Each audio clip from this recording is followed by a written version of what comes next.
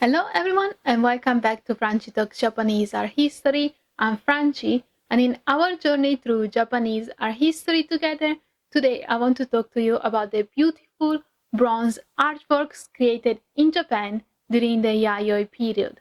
So enough with the talking, and let's jump right in.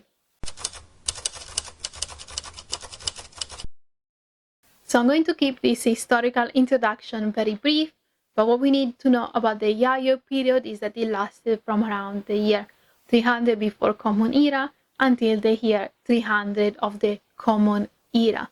And if you do remember my previous video, it doesn't matter if you don't, from about 14,000 before Common Era until 300 before Common Era, the main culture, the dominating people on the Japanese territory were the Jomon, but with the year 300 before Common Era, we actually see a switch and the rise and development of a new culture that we call today the Yayoi.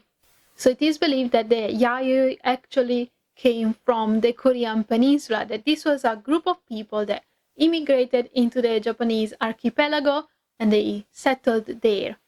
And they brought with them all kinds of innovations and new technologies. And this is how we know that they were kind of a new, different people. But we know because of genetic differences that have been found in the remains of the Jomon and the Yayoi, but also because of these new technologies they introduced, new material cultures, new objects, new art that got created in the Yayoi period that we are going to see today. You might be wondering what happened to the Jomon people, and they weren't killed off or they didn't have to completely leave the archipelago, but it's just that with time the Yayoi culture prevailed, the Jomon people mixed and mingled with the Yayoi people, and over time this ancient semi-sedentary hunter-gatherer culture just disappeared and a new culture took over.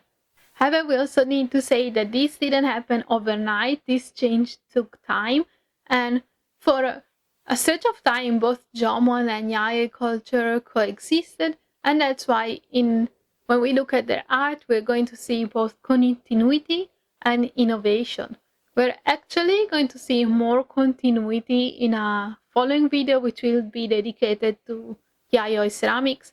But for today, we're talking about a new type of material, a new technology, a new art, and that is metalwork and bronze. So today it's all about innovation. Let's start with some iconic Yayoi period artworks, and that is bronze bells called Dōtaku.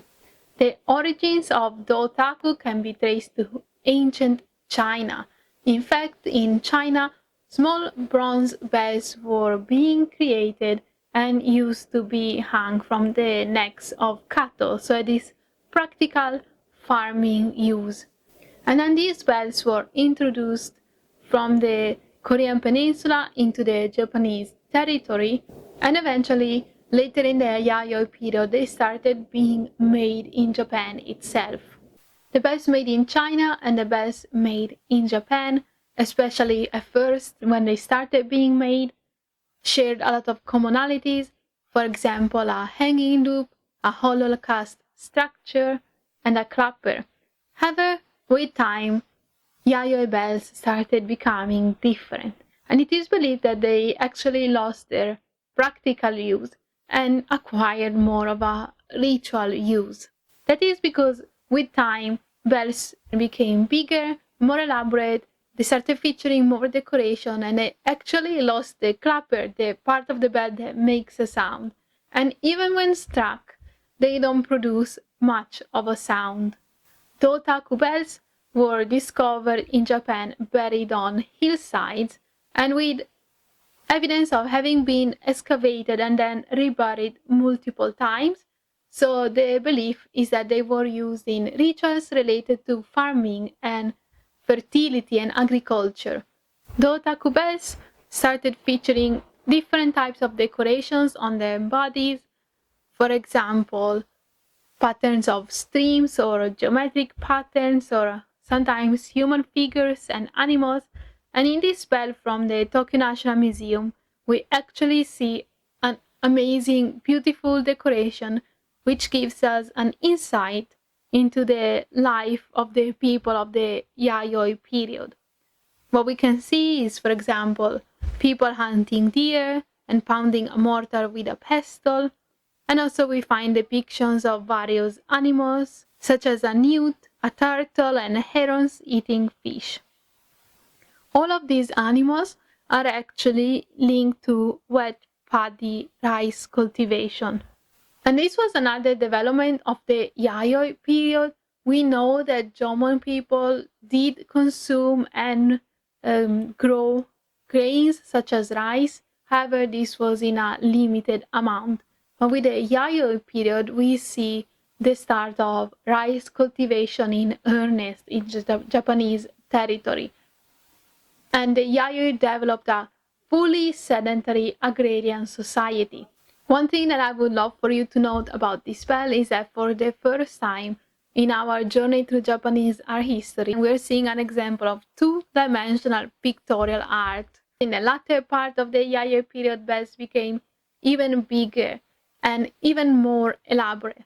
For example, this one from the collection of the British Museum measures 1 meter in height and features broad flanges and discs around its body.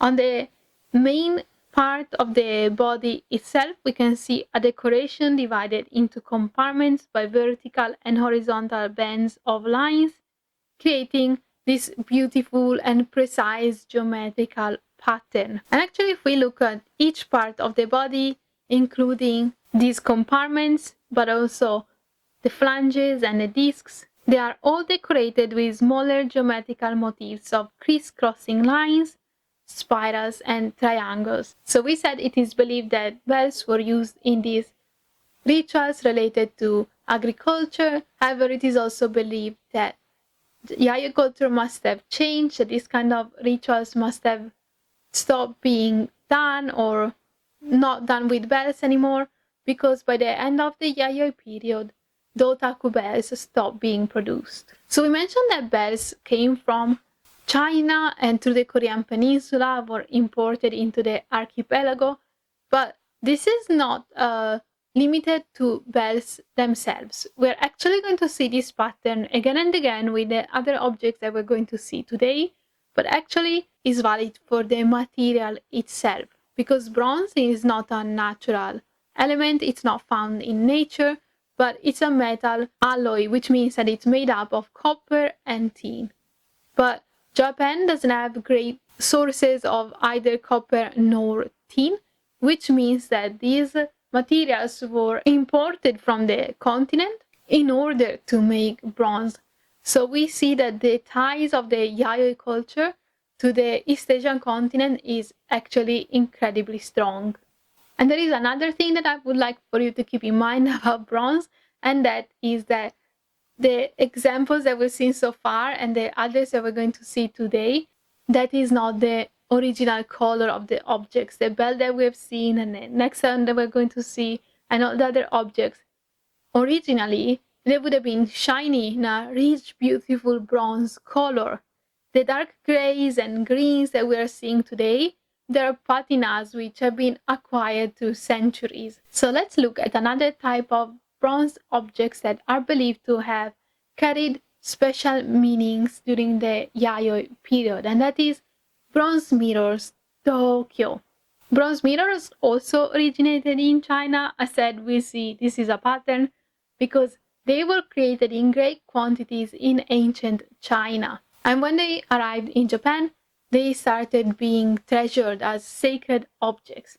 And eventually the Yayoi people started creating their own mirrors, which were fashioned after the Chinese originals. And because mirrors in Japan were found in the tombs of the social elites, it is believed that they were used to indicate authority, that they worked as a kind of status symbol. And this also indicates to us that the Yayoi was a stratified society in which some people were able to own special objects such as bronze mirrors, and they were buried with them while others weren't. So let's have a look at a mirror from the Yayoi period, which is kept in the collection of the Tokyo National Museum. So we can have a proper look to understand how this object worked, because these bronze mirrors are discs which feature two sides. One side is a smooth, polished surface made for reflecting, while the other side is actually the back side, which features usually a decoration and sometimes a central knob with holes made for passing a string through, which would have made the mirror easier to handle and to hold, because actually these mirrors are handleless. In this case, on the back side, we see a central round area which features a minute and precise geometrical decoration with straight lines creating triangular shapes. And then at the center we see two rings used for passing the string through, and surrounding the central area with this very precise, very detailed and minute decoration, we see an outer band which is left smooth. Bronze mirror continued being made all the way to the end of the Yayoi period and following it as well, for example later during the Kofun period. So I'm happy that I will get to talk to you about mirrors again, because actually I find them very, very fascinating with the meanings they hold and the decoration that they feature. But for today, let's conclude the video by talking about bronze weapons. So bronze weapons were, you guessed it, introduced from the East Asian continent, from China. For example, these included spearheads, swords, daggers, and axes. And these weapons were at first used for warfare, and with time they started being created also in a Japanese archipelago. And just like we saw with the Dōtaku bells, it seems that they went from a practical use to a more symbolic use or a symbolic meaning. This is because these weapons were found buried in hoards or in the tombs of the social elites. So it is believed that they represented authority, but it is not believed that they were used in battles or in warfare. And this is because the majority of the times the blades were in an inconvenient shape for battle, for example, too thin or too wide, and also the blades were not sharp, so they wouldn't have really done much damage. And also the weapons and the blades themselves, they did not present any damage, which kind of tells us they were not used, otherwise they wouldn't have been in such conditions. For example, we can have a look at this spearhead, called in Japanese Dōkyō, from the collection of the British Museum, that it is believed to have been too wide to actually have been used in battle, but instead it may have worked as a status symbol for their owner. So this is it for today's video. I want to thank you so much for watching. I hope you loved looking at these objects as much as I love talking about them. And if you did, I would love it if you left me a comment, subscribe to the channel, and if you want to support the channel, you can look in this video's description, because there's ways to do so there. But for now, I just want to thank you so much for watching, and I hope to see you again soon. Bye! So we said that Yayoi weapons were actually not sharp and not great to use in battle. This is unlike my hamster, who is actually a lethal weapon.